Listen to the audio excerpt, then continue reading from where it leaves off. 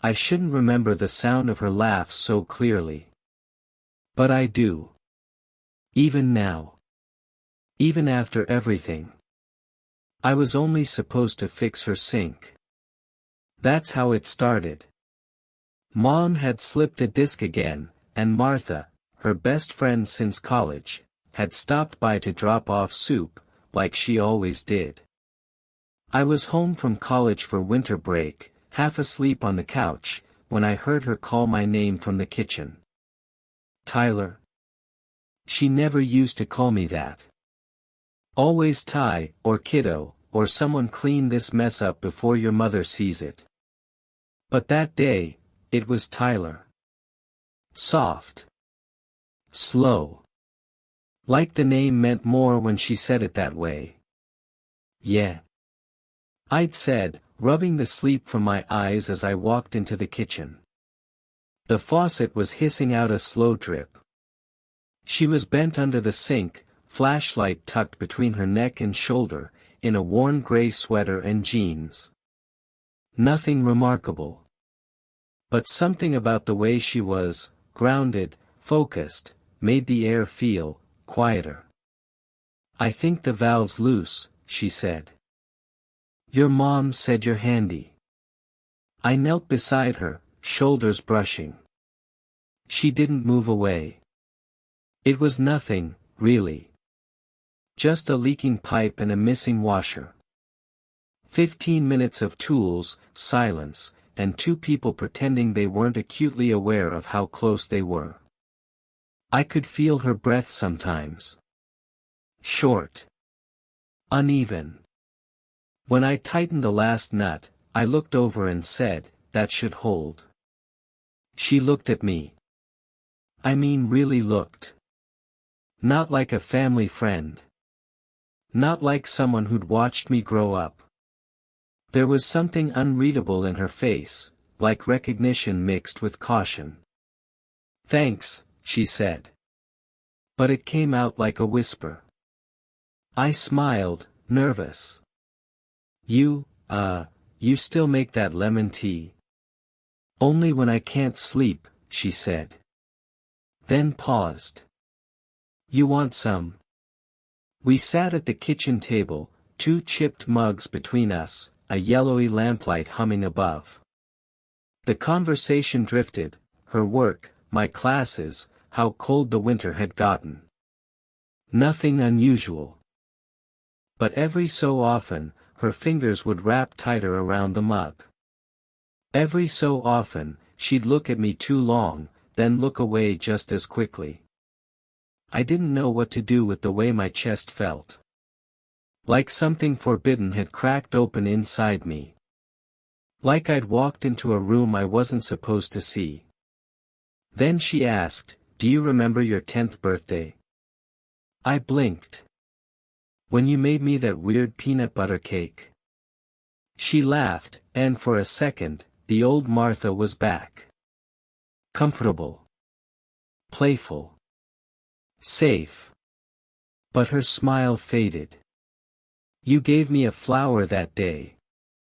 A little crushed daisy. You said I was the prettiest woman you'd ever seen. I chuckled, rubbing the back of my neck. I was 10. I didn't know anything. She looked down at her mug, silent. Then, you're not 10 anymore. The room got still. The heater clicked.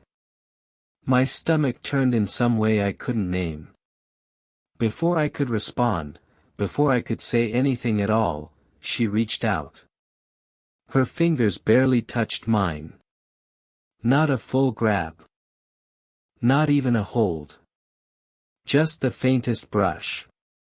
But everything in me went still. She pulled her hand back like she'd touched fire. Cleared her throat.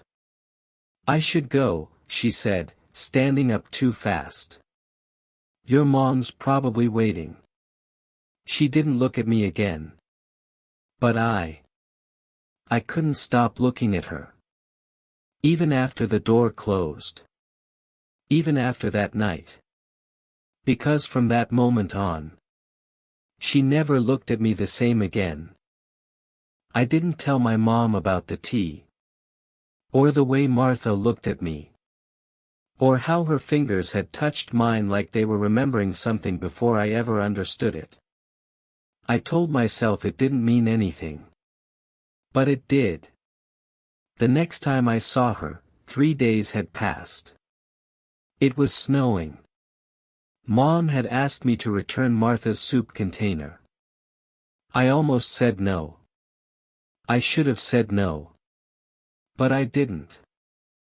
I stood outside her house longer than necessary, staring at the porch light glowing through the flurries like it might blink a warning. I knocked, then nearly walked away before the door opened. She looked tired. Hair up, face bare. She was still beautiful, but there was something softer about her tonight, like grief lingering under the surface. "You didn't have to come out in this," she said, stepping aside. I was already out. A lie. I hadn't left the house all day. I handed her the container. She looked at it, like she didn't know what to do with it. Then she stepped back. "Come in." Just for a minute. I shouldn't have. I knew it the second the door shut behind me. But I did. Her living room was dim, lit by a single table lamp and the flickering blue of a muted TV. A glass of red wine sat half full on the coffee table. A book was face down on the cushion beside her. "You okay?" I asked. She paused, then nodded, a little too slowly. "Rough day. Work?" She hesitated. "No. Today would have been my anniversary." I looked at her, unsure if I should say anything. She'd been divorced for over a year, but we'd never talked about it. I didn't think it would still. "I don't know." She rubbed her temple. "Anyway. Sorry. That's not your problem." "I don't mind," I said. Too quickly. She gave a small smile.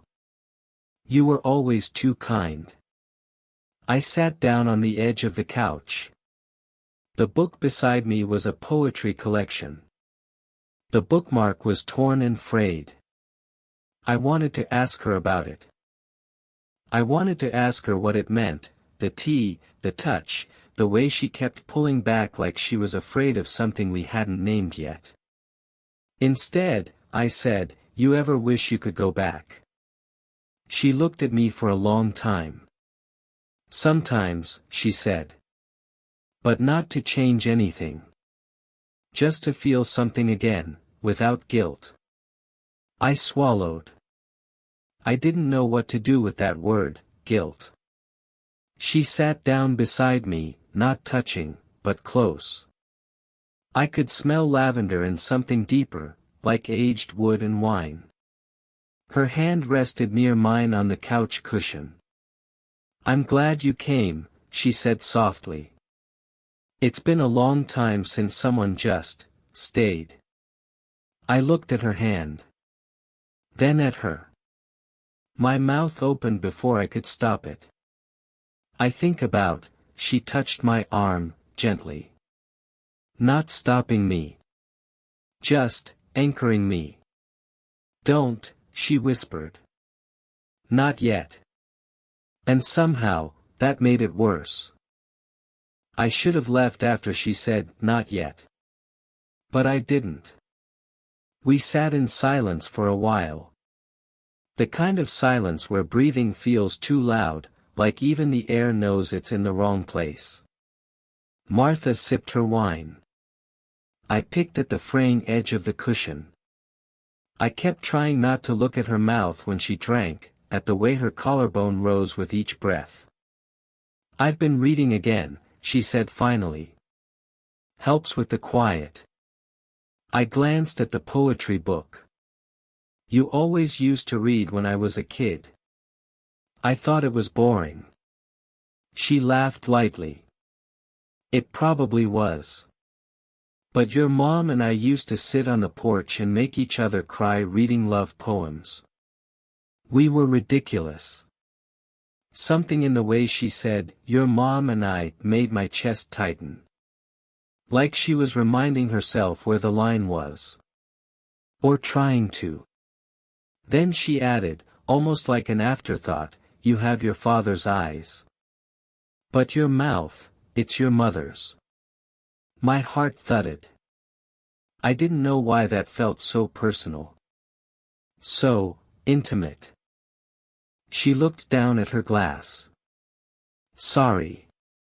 That was, forget I said that. I didn't answer.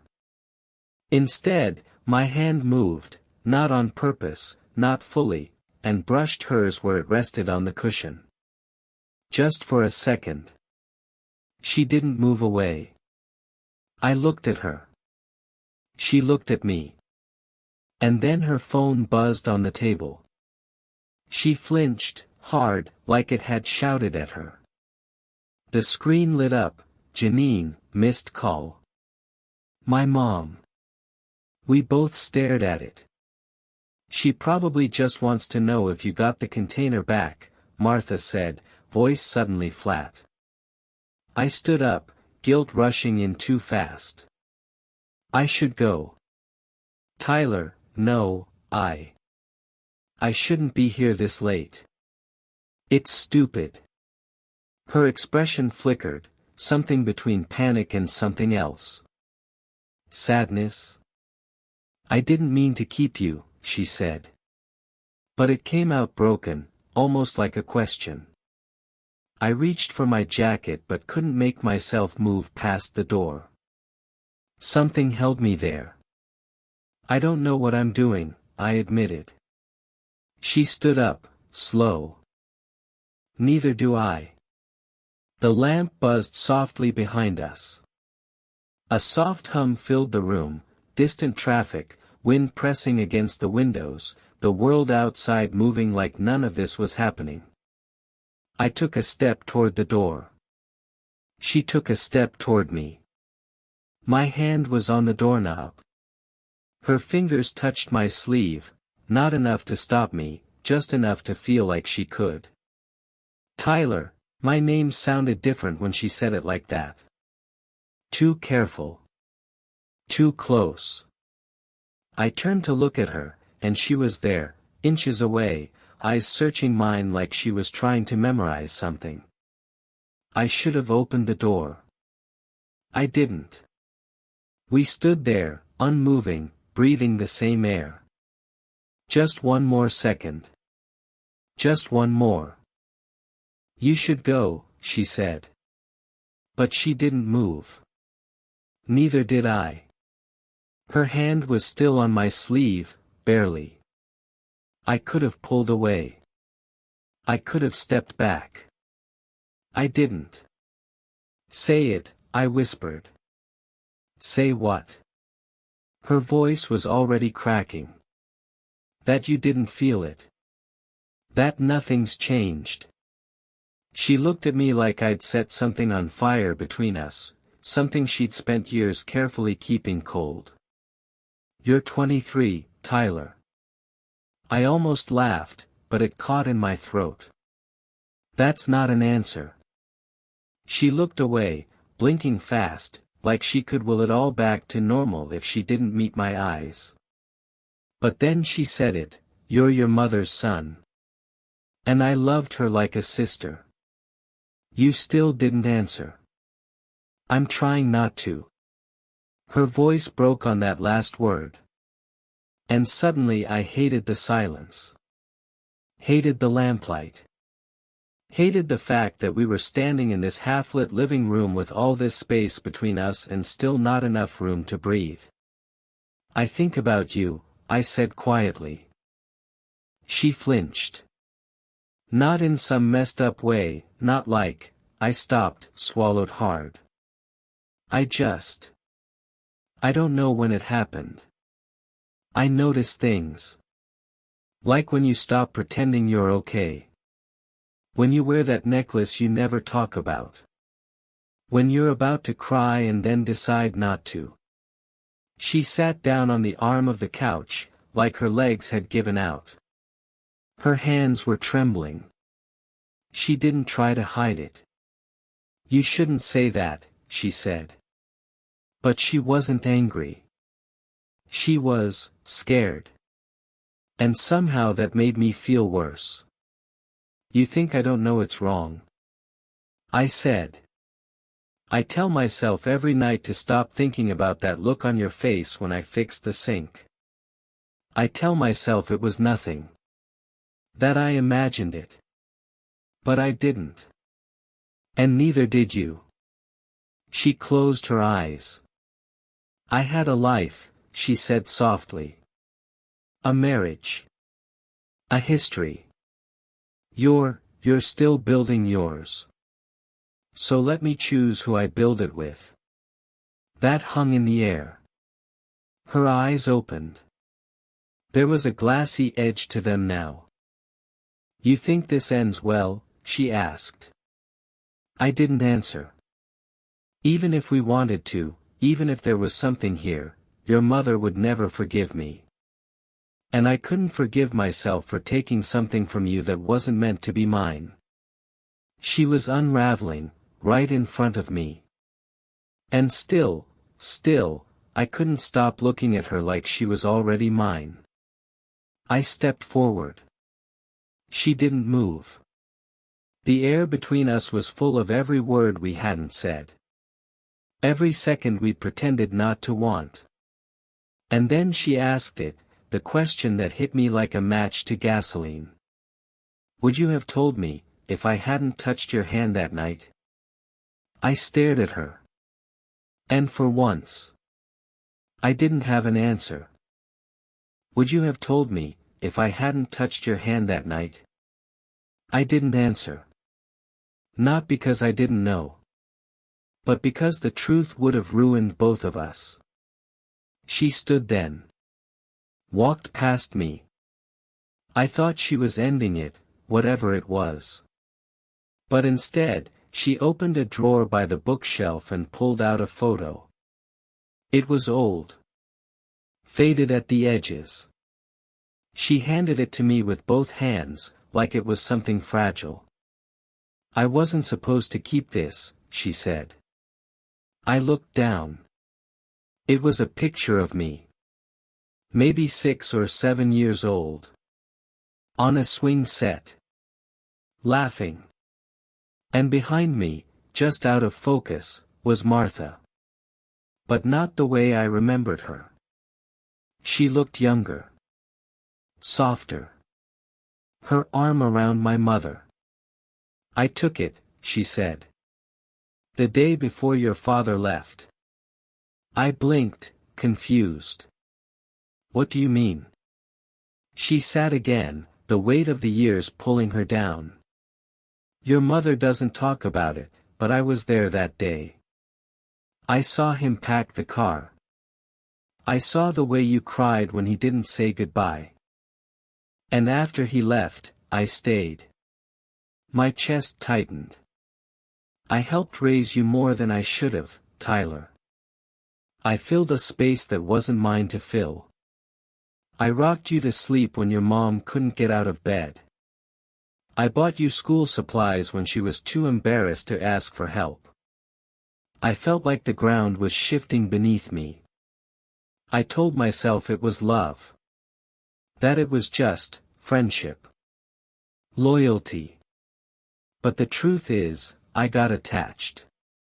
Too attached. She looked at me now, eyes shining. You don't remember it, but when you were 9, you called me Mom once by accident. Your mom didn't say anything. But that night, she stopped letting me stay over. Things changed after that. I was speechless. The air in the room felt heavier. Everything I'd thought I understood about her, about us, cracked open. She stood again, pacing now. So when you walked into my kitchen 2 weeks ago, taller, older, with that stupid crooked smile, I panicked. Because that little boy I once tucked in was suddenly a man. And he looked at me like I was someone new. I didn't know any of that, I said quietly. I know. There was a silence, thick and painful. I crossed a line, she said. I crossed it the moment I let myself wonder.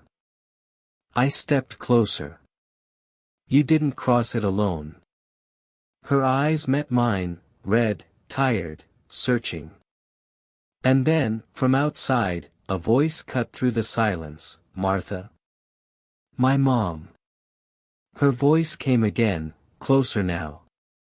I saw your light on, can I come in? We both froze. Martha's hand flew to her mouth. Her eyes wide with panic. But I looked at the door. And for the first time, I wasn't sure whether I wanted it to open, or stay shut forever. My mother's voice felt like a match dropped in gasoline. Close. Real. Immediate. Martha looked at me, frozen, not just in fear, but in something heavier. Shame. Conflict. Maybe both. I moved first.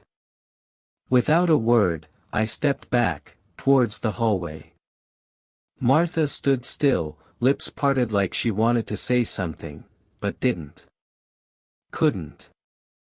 I slipped through the hallway and into the spare room, the one she used as a home office.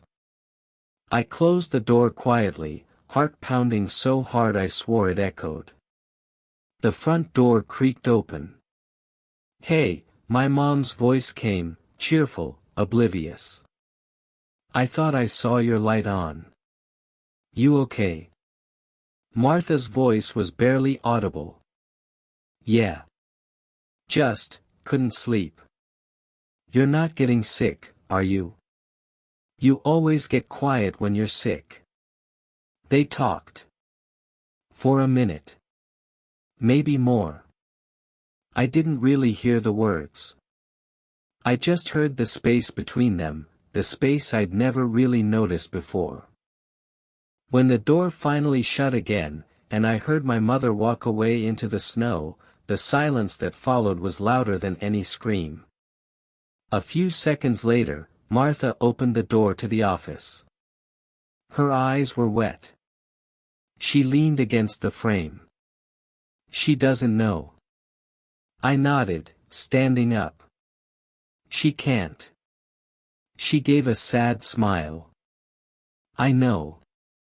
And for the first time in all of this, whatever this was, we were on the same page. She still calls you her sister, I said. Even after all these years. Martha swallowed hard. And I still call you her son. We stood there in the quiet, two people tangled in something too complicated to name. I wish I could undo it, she whispered. Not because I don't feel it, but because it's not fair to you. You're too young to carry this. I'm not a kid, Martha. No. You're not. She looked away. But I held you when you were. I took a breath. Then tell me the truth. She hesitated. Then, I wanted to kiss you that night in the kitchen. The night of the tea. The air cracked open. I wanted to.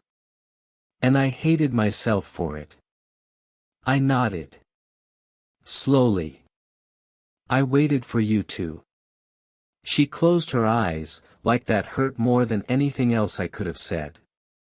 Then she stepped closer, not enough to touch, but enough to see the real weight in her face. This ends here, she said. Not because it wasn't real, but because it was. That's what makes it dangerous. I wanted to argue. I wanted to scream. But I couldn't. Because I knew she was right. I nodded. Once. I won't forget this, I said quietly. You're not supposed to, she replied, voice cracking. You just, move on with it inside you. She reached out and touched my cheek, one last time. Then she whispered, goodbye, Tyler. I didn't say it back. Because some goodbyes are too big for just one word. That was the last time I saw Martha alone. She still comes around sometimes. Holidays. Birthdays. She brings wine or pie or whatever she thinks will make my mom smile. She hugs me, polite, distant, like we never sat on that couch in the quiet, pretending the air between us didn't ache. We never talked about it again. Not a word. Not a look. But it happened. And it changed me. Back then, I thought love had to be loud, a confession, a kiss, some big, sweeping moment. I thought it would come wrapped in certainty. But now I know better. Sometimes love is the thing you almost say. Sometimes it's what you let go of, because holding it would break something bigger. And Martha. She loved me enough not to take anything more than what already slipped between us. I don't blame her. If anything, I think I respect her more now than I ever did. Because when it mattered, she chose the hard thing. The right thing. And I didn't make it easy. The weeks that followed were rough. I didn't tell anyone. I kept my head down, buried myself in work, in friends, in late-night walks and music I didn't even like. Anything to quiet the noise in my chest. But over time, the guilt faded. So did the shame. And what was left behind, was something strangely beautiful. A memory I didn't want to erase. A version of myself I had to face. That night showed me who I really was, how much I could feel, how much I could lose, and how much it costs to love someone the wrong way at the right time. We were two people who needed something. And for a moment, we found it in each other. That doesn't make it right. But it does make it real. Now, whenever I pass her in a room, we smile, barely. We both know. And that quiet knowing, it's enough. She still wears that old necklace sometimes, the one I noticed the first night. The one she never talks about. And maybe that's the part of her that still remembers, too. I've learned not to chase closure that doesn't want to be caught. Not every story gets the ending we want. Some just leave you with a scar that softens over time. But I don't regret it. Not 1 second of it. Because even the wrong love, when it's honest, teaches you how to be more human. And in the end, that's what we're all here for, isn't it? That was the last time I saw Martha alone. She still comes around sometimes. Holidays. Birthdays. She brings wine or pie or whatever she thinks will make my mom smile. She hugs me, polite, distant, like we never sat on that couch in the quiet, pretending the air between us didn't ache. We never talked about it again. Not a word. Not a look. But it happened. And it changed me. Back then, I thought love had to be loud, a confession, a kiss, some big, sweeping moment. I thought it would come wrapped in certainty. But now I know better. Sometimes love is the thing you almost say. Sometimes it's what you let go of, because holding it would break something bigger. And Martha.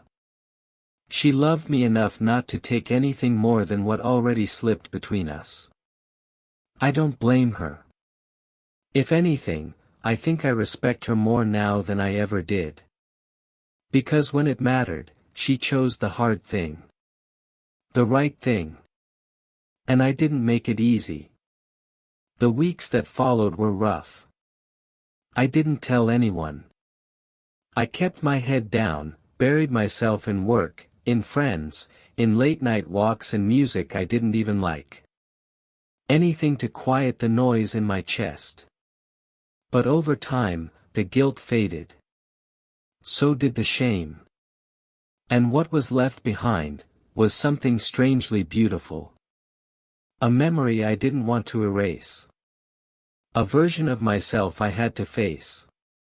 That night showed me who I really was, how much I could feel, how much I could lose, and how much it costs to love someone the wrong way at the right time. We were two people who needed something. And for a moment, we found it in each other. That doesn't make it right. But it does make it real. Now, whenever I pass her in a room, we smile, barely. We both know. And that quiet knowing, it's enough. She still wears that old necklace sometimes, the one I noticed the first night. The one she never talks about. And maybe that's the part of her that still remembers, too. I've learned not to chase closure that doesn't want to be caught. Not every story gets the ending we want. Some just leave you with a scar that softens over time. But I don't regret it. Not 1 second of it. Because even the wrong love, when it's honest, teaches you how to be more human. And in the end, that's what we're all here for, isn't it?